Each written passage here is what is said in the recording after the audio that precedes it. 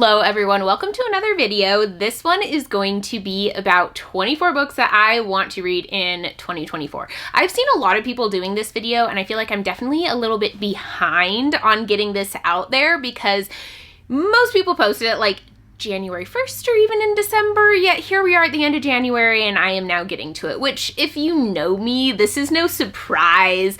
I have been very behind on things while I've been in graduate school and I know I'm using that excuse a lot and I'm gonna keep using it as long as I can because that was a rough time. But I would like to talk about these books because I like setting goals for myself and trying to achieve those goals, but I have failed miserably on my TBRs for the past couple years. So this year I have set books that I am pretty positive I'm going to read. I am picking ones that I am already planning on reading so that this should be easier to meet. And I have included my series and my standalones in here where usually I would make a series I want to read and standalones I want to read. Since it's 24 books, I just decided to include them all in this one just to kind of like be more realistic for myself because this year I want to really achieve my goals, but I want to set realistic goals so I actually can achieve them without completely stressing myself out and like taking away the enjoyment of reading. Moving right into the books, I will be including like the number of books each of the series gives me if I am putting on a series. And so the first one is the Crescent City series by Sarah J. Maas. This is the final series by Sarah J. Maas that I have to read, and the third book in the series is coming out this year, so this one will count as 3. I have already started this book, the first book in the Crescent City series, and I actually am planning on reading the entire series by like the beginning of February. So I want to have read the first and second book before the third one comes out on January 30th, and then I will be reading that one near the beginning of February because I'm going to go to a release party for it, which I haven't done in so long and I'm really excited for. So this series is an adult fantasy romance, I believe. I just feel like the romance is so strong in all of Sarah J. Maas's books that you almost can't not say that it's a fantasy romance, but it definitely, I feel like this one, at least from what I have read, has a lot stronger fantasy and world building elements than her other series have, in my opinion. I'm not saying that it's a better series, I'm just saying that that is a stronger part of this series. So definitely looking forward to it. I am enjoying it so far. So this one, I'm feeling very confident I am actually going to successfully check off the list. Next one I'm going to talk about, there was only one book in this series out so far, and that is The Will of the Many by James Islington. I actually don't know when the next book in this series is going to come out, but this is one that I absolutely want to get to this year. I've been hearing nothing but amazing things about this, and I'm so excited to read it. I believe it has a school setting, and I'm not positive it's a magical school setting or a military school setting. I don't want to get too much information on this book actually because I want to go in fairly blind, but people are just, the buzzwords around it sound like something I would absolutely love, and so definitely want to jump into this one, but gonna wait until I'm in a time where I can just kind of dedicate my energy to reading this one and really take my time and enjoy it. So yeah, this one's definitely on the list and I'm so excited to start it. And this actually was a gift from Erin. So thank you so much, Erin, for this gift. I cannot wait to get to it this year. Now, this one, there may be some arguments in the comments as to whether this is 3 books or 6 books, but I'm counting it as 3 because I only have 3 physical books, and that is the Riyria Revelations by Michael J. Sullivan. I want to read more Michael J. Sullivan this year. I absolutely loved his Legends of the First Empire series that I read 2 years ago, I believe. I think it was in 2022 that I read it. So I really want to jump into this one. I hear this has one of the best like male friendships and it's really fun. There's great characters and it's just a really enjoyable, fun read. But this technically is a bind up of 2 books. If I'm not mistaken, I don't know. Is it like listed in here? Chapter 2, I think so. Yeah, so this is like the start of book 2. But I am only counting it as 3 books on here, but I don't know. Maybe I will count it as 2 books toward my Goodreads goal. We shall see. But this one is definitely going on there. And I did order special editions of this series when I was at Dragonsteel. I need to go check my email because they said they were going to send me an email to like finalize my order, and I might have gotten that. I should check into that. But yeah, this one is definitely going on my list for this year, and I think it's very reasonable. It's only like 3 book series, and I know I love Michael J. Sullivan. The next trilogy is also one by an author that I already know that I love, and that is the Fitz and the Fool trilogy. This is the final series in the realm of the elderlings by Robin Hobb, and I have adored everything that I have read in this world so far. Yeah, except kind of the Rainwild Chronicles, honestly. But the Fitz and the Fool, I have heard, is amazing. It will wreck me emotionally. I am so excited for that because I cried during the Tawny Man trilogy. I don't know if I've cried more in a book series than that one. I absolutely loved it. The characters in this world are so good, so well done, and I honestly cannot wait to just see what happens with Fitz and the Fool in this series. I need to get back with them. And again, I feel like I've been waiting until a time when I can just like emotionally invest myself in this and just really enjoy it. So this one is happening this year, and I don't know if I'm ready for it, but I am so ready for it at the same time. This one I'm kind of embarrassed that it's still on this list, and that is Wrath by John Gwynne. This is the fourth and final book in his Faithful and the Fallen series, which I read the first book, I believe, in January of 2022. And I still have not gotten to this final book in the series. I really enjoyed it too. I know I mention this every single time that I talk about this series, but I enjoyed this series. I liked the first 3 books in the series, and I don't know why I haven't gotten to it. I think it's, it's apparently been on my TBR before because it still has its little thing in here from forever ago, but this one just needs to happen this year. I feel like I don't need to say anything more about this because I just need to get to it. It just needs to happen. Next, I have a duology that I think is going to be very easy to get through, but also really enjoyable. I'm kind of anticipating loving this series, and I will be probably devastated if I don't, and that is The Divine Rivals. I don't know if this has like a different name for the duology, but starts with Divine Rivals by Rebecca Ross.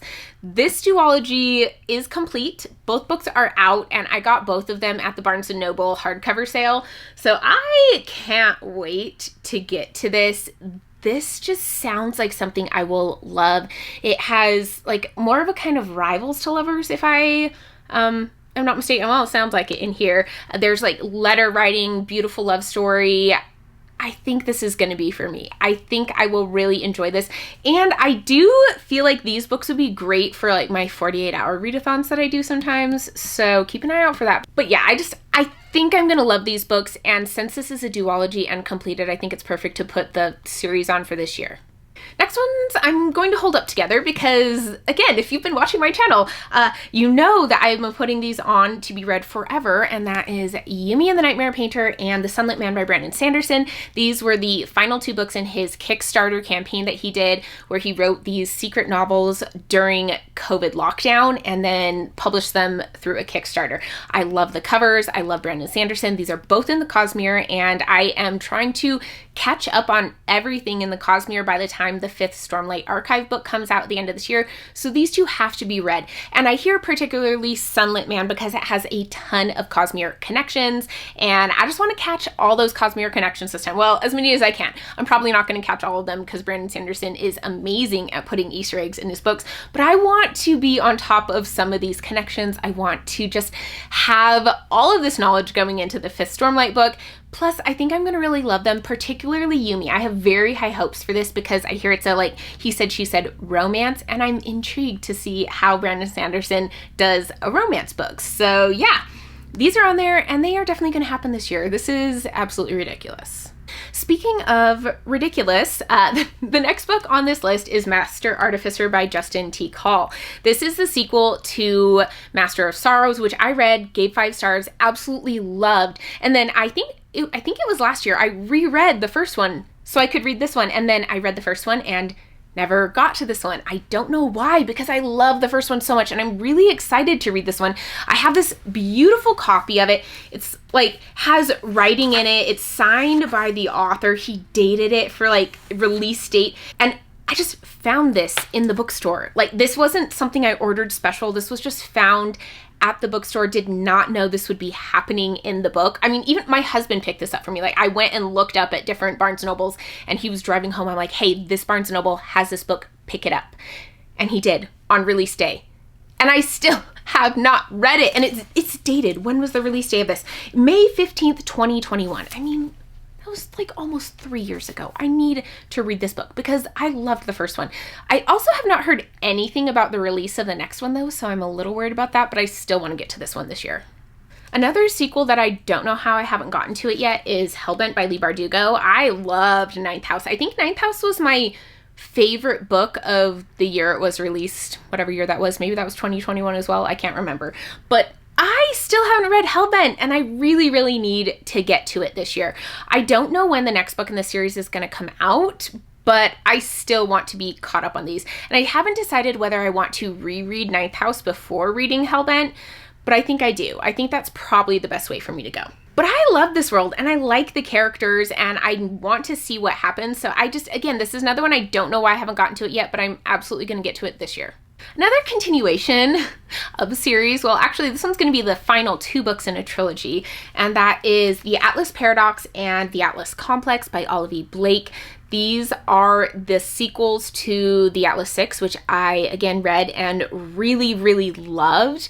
I think I read it in December of 2022. So, again, quite a while ago, but I did get, like, the special editions from Waterstones. I ordered those and I really want to continue the series. I have heard that the Atlas Paradox is not as good and a little disappointing, so I'm a little nervous about that, but that the Atlas Complex people seem to enjoy. So I don't know. I am still going to finish it though because I love the Atlas 6 so much. I'm really looking forward to it. I love dark academia. It's one of my favorite subgenres and I want to read more within it. Plus I want to finish series that I love this year. I need to continue on and not just stop reading series that I'm enjoying. It seems to be a pattern with me and I need to stop that this year. I need to finish series, especially ones where I rated the first book 5 stars. Another series that I am determined to read and finish this year is the Daughter of No Worlds trilogy. So this is 3 books in this series. I have started this book twice now and I still haven't finished it. And again, this is a pattern. I'm sure y'all are noticing this pattern, but I really enjoyed the first part of this book while I was reading it. I was into it. I was invested. I wanted to see what happened. And yet somehow it just keeps getting put down and not completed. So this trilogy definitely needs to happen. And this was also a gift to me from my friend Monet. So I also am trying to prioritize reading gifts this year because I feel like if you all are sending me these books, they're books you think I'm going to enjoy. So yes. This one is on the list. Plus, this is a fantasy romance, and I feel like those are really good palate cleansers between the more intense adult high fantasy books that I read a lot of. So these are nice ones to kind of fit in there. And I just think I'm going to love this series. So far, I'm enjoying it, and other people really love it, so I'm hoping that I love it too.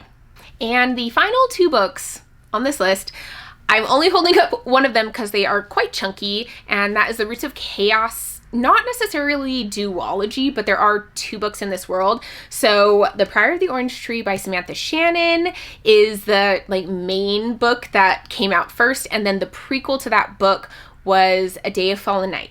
And I want to read both of those. I think these are books that I'm absolutely going to love. People who have similar tastes to me have read these and love them, so I'm really excited to get to them.